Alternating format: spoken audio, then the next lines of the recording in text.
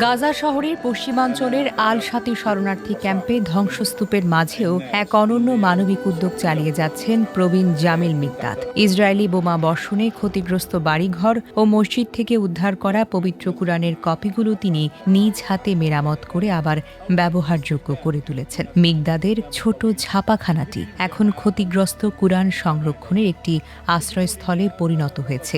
সাধারণ সরঞ্জাম, পুরনো কাগজ ও হাতে তৈরি মলাট ব্যবহার করে তিনি ছেঁড়া পৃষ্ঠা জোড়া লাগানো, ক্ষতিগ্রস্ত অংশ মেরামত করা এবং কুরআনের কপিগুলোকে পুনরায় বাঁধাই করেছেন।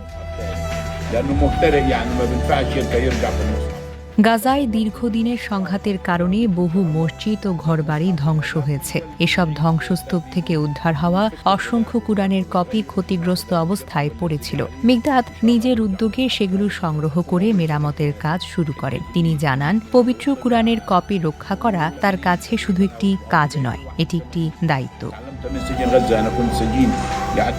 সীমিত সামর্থ্যের মধ্যেও তিনি এই সেবামূলক কার্যক্রম চালিয়ে যেতে চান। স্থানীয় বাসিন্দারা বলছেন, যুদ্ধবিধ্বস্ত পরিস্থিতিতে মিকদাদের এই উদ্যোগ গাজার মানুষের জন্য গুরুত্বপূর্ণ হয়ে উঠেছে। কুরআনের কপি সংকটের সময় তার এই প্রচেষ্টা অনেক পরিবার ও ধর্মীয় প্রতিষ্ঠানে নতুন করে পবিত্র গ্রন্থ পৌঁছে দিতে সহায়তা করছে। ধ্বংস আর সংকটের মধ্যেও জামিল মিকদাদের এই নীরব প্রচেষ্টা গাজায় আশা ও মানবিকতার এক ভিন্ন চিত্রকে তুলে ধরেছে। Desk report, recap news.